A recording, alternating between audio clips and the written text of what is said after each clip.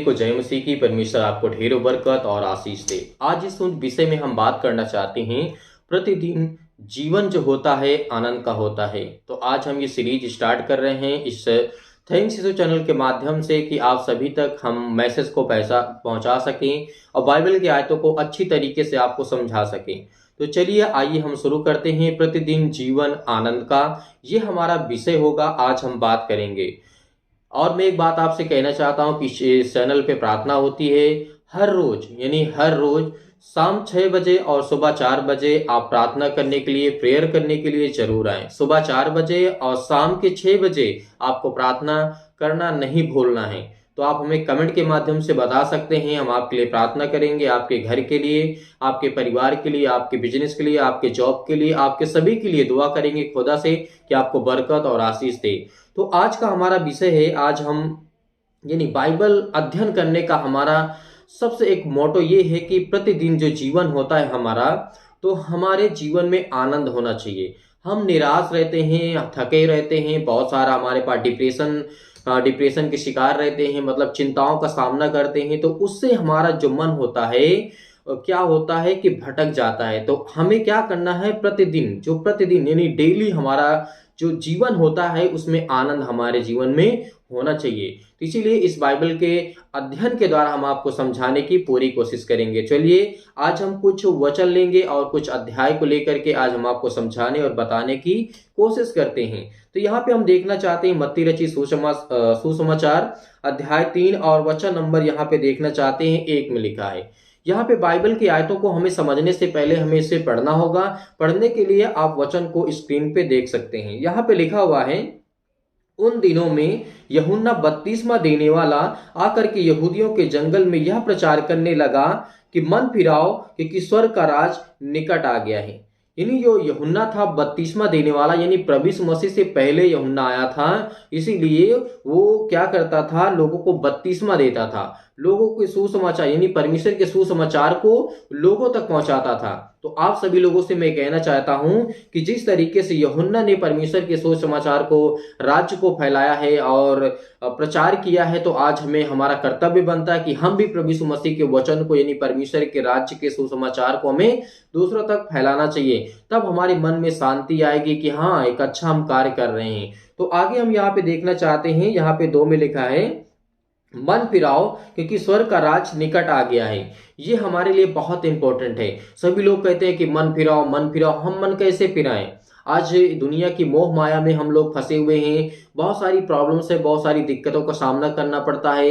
हमारा घर हो गया, हमारे परिवार हो गए, हमारे बेटे और बेटियां हो गए, तो इस सब कंडीशन में हम फंसे हुए हैं। बहुत सारी कंडीशन है जिस तरीके से एक इंसान जीने के लिए उसके पास इतनी आज़ादी नहीं है कि वो जी सकता है, नहीं, और जी भी सकता है और जी भी नहीं सकता, क्योंकि ऐसे हालातों में जिसके पास घर हो, परिवार हो, उसको चलाने के लिए उसको पैसे की आवश्यकता होती है, तो वो काम करेगा, काम करने के लिए वो बाहर जाएगा। तो ये हमारे लिए बहुत इंपॉर्टेंट हो जाता है कि हम उसके साथ अपने दिनचर्या, अपने लाइफ स्टाइल को देखते हुए और करते हुए हमें ये सब प्रभु यीशु मसीह के वचन को साथ में लेकर के हमें प्रचार भी करना चाहिए। तो हमें ये याद रखना चाहिए, हमें लोगों से कहना चाहिए कि देखिए, प्रभु यीशु मसीह की बातों को मानिए, क्योंकि परमेश्वर जो सर्वशक्तिमान परमेश्वर जो हमें जीवन देने वाला, आशीष देने वाला है, बरकत देने वाला है, हमें हर प्रकार की बीमारियों से, हर प्रकार के दुख से बचाने वाला खुदा है।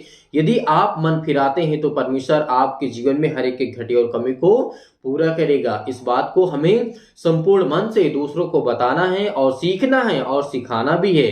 ये बात हमारे लिए बहुत इंपॉर्टेंट है। और आगे जब लिखा है, यह वही है जिसकी चर्चा यशायाह भविष्यवक्ता द्वारा भविष्यवाणी की गई थी कि प्रभु का मार्ग तैयार करो और उसकी सड़कें सीधी करो। ये हमारे लिए इंपॉर्टेंट है। क्यों जरूरी है? आज यहाँ पे यूहन्ना ने तो कह दिया है कि प्रभु का मार्ग तैयार करो और जो टेढ़ी मेढ़ी रास्ते हैं उसको सीधा करो। आज हमें यानी रास्ते नहीं बनाने हैं, यानी अपने जीवन को हमें झांक करके देखना है, अपने जीवन में देखना है क्या हमारा जो रास्ता है, क्या प्रभु यीशु मसीह के लिए सही है, क्या प्रभु यीशु मसीह हमारे जीवन में प्रवेश करेंगे, क्या हमारे जीवन में आशीष देंगे, क्या हमें बरकत देंगे, क्या हमारे जीवन में जो घटी और कमी उसको पूरा करेंगे। ये बात हमारे लिए मायने रखती है। इसीलिए तो यूहन्ना ने कहा था कि मार्ग तैयार करो और जो सड़कें हैं उसको सीधा करो। इसका उदाहरण यही होता है कि हम अपने जीवन के जो मार्ग हैं उसको हमें सीधा करना चाहिए। और जो सड़कें हैं, जैसे हमारी सड़क होती है सीधी होती है तभी तो लोग जाते हैं, तभी तो, नहीं तो उसमें बहुत सारे गड्ढे होंगे, बहुत सारे मोड़ होंगे, बहुत सारे रास्ते होंगे, तो क्या होगा, आदमी उब यानी उसको बड़ी प्रॉब्लम्स होगी, बड़ी दिक्कतें होंगी, तो वो क्या करेगा, कुछ दिन बाद उस रास्ते से वो नहीं जाएगा। तो इसीलिए प्रभु यीशु मसीह ने यहाँ पे इस वचन के माध्यम से यानी यूहन्ना ने कहा था कि मार्ग तैयार करो और सड़कें सीधे करो। हम अपने जीवन का जो डायरेक्शन होता है, सही दिशा होती है, उस दिशा में हमें जाने की आवश्यकता है। तो ये बात आप याद रखिए, मैं आपको समझाने की कोशिश करता हूं कि आपकी समझ में आता होगा। तो इसीलिए परमेश्वर से और उसके वचन से प्रेम करने के लिए हमें बहुत इंपॉर्टेंट और वचन होता है। सबसे इंपॉर्टेंट क्या होता है, वचन होता है। यदि हम प्रेम करना चाहते हैं परमेश्वर के राज्य से और परमेश्वर से, तो ये बात हमारे लिए बहुत इंपॉर्टेंट है। आगे हम यह देखना चाहते हैं, 4 में लिखा है, यहाँ यूहन्ना ऊंट के रोम का वस्त्र पहने हुए था। यानी उस समय कपड़े नहीं हुआ करते थे, तो उस समय जो जानवर के ऊन हुआ करते थे, काटे जाते थे, उसके बनाए जाते थे। तो आज तो हमारे जैसे हमारा साइंस है, जैसे हमारा टेक्नोलॉजी है, बहुत ज़्यादा आगे बढ़ चुका है, तो हमारे पास कपड़े हैं आज पहनने के लिए, खाने के लिए भोजन है। उस टाइम पे नहीं हुआ करता था। तो ये बातें वहाँ उस समय की है। लेकिन आज हमें आगे देखना है क्या लिखा हुआ है। यहाँ पे जब हम पढ़ते हैं 5 में, तब यरूशलेम और सारी यहूदिया और यरदन के आसपास के साथ सब स्थानों के लोग उसके उस पास निकल आए। और 6 में लिखा है, उन्होंने अपने अपने पापों को मानकर यरदन नदी में उससे बपतिस्मा लिया। तो देखिए, जब जो आसपास के लोग थे, यरदन नदी, यरूशलेम के सारे यहूदी जो लोग थे, जो विश्वास नहीं करने वाले थे, लेकिन यूहन्ना के प्रचार करने से लोगों ने विश्वास किया। क्या किया, लोगों ने विश्वास किया और अपने अपने पापों को मान करके यरदन नदी में बपतिस्मा लिया। तो आज हमें क्या करने की आवश्यकता है, हमें जैसे पहले था वैसे आज भी हमें करने की आवश्यकता है। अपने पापों को मानना है, खुदा से प्रार्थना करना है, विनती करना है। बपतिस्मा लेना कोई जरूरी नहीं है, लेकिन आपको परमेश्वर के वचन को सच्चे मन से, अपने हृदय से, अपने आत्मिक विश्वास के द्वारा आपको परमेश्वर के राज्य के बारे में ग्रहण करना होगा। उसके सुसमाचार को अपने अंदर ग्रहण करना होगा, तब परमेश्वर आपकी जिंदगी में आपको बरकत और आपको आशीष देगा। आगे यहाँ पे जब हम लिखा है, आगे जब हम पढ़ते हैं, क्योंकि परमेश्वर का वचन यहाँ पे कहता है, यहाँ पे यूहन्ना ने कहा था, हे साहब के बच्चों, तुम्हें किसने जता दिया कि आने वाला क्रोध से भागो। यहाँ पे परमेश्वर का वचन कहता है, यानी यूहन्ना ने कहा था, 8 में लिखा है, इसलिए मन फिराओ के योग्य फल लाओ और अपने अपने मन में यह ना सोचो कि हमारा पिता अब्राहम है, क्योंकि मैं तुमसे कहता हूं कि परमेश्वर इन पत्थरों से अब्राहम के लिए संतान उत्पन्न कर सकता है। ये बात हमें इंपॉर्टेंट है, क्योंकि यहूदी जो लोग हुआ करते थे अब्राहम को मानते थे, अब्राहम को पिता मानते थे, अब्राहम को परमेश्वर मानते थे उस समय के। लेकिन जब प्रभु यीशु मसीह आते हैं तो प्रभु यीशु मसीह का तिरस्कार करते हैं, उसका स्वीकार नहीं करते हैं। लोग प्रभु यीशु मसीह का अनादर करते हैं, आदर नहीं करते थे उस समय, क्योंकि वो अब्राहम की शिक्षा के जैसे चलते थे। इसीलिए यहाँ पे लिखा गया है कि हमारा पिता अब्राहम है। ये ना सोचो कि हमारा पिता अब्राहम है। यहाँ पे यूहन्ना, यानी यहाँ पे जो कहता है, बपतिस्मा देने वाला यूहन्ना कहता है।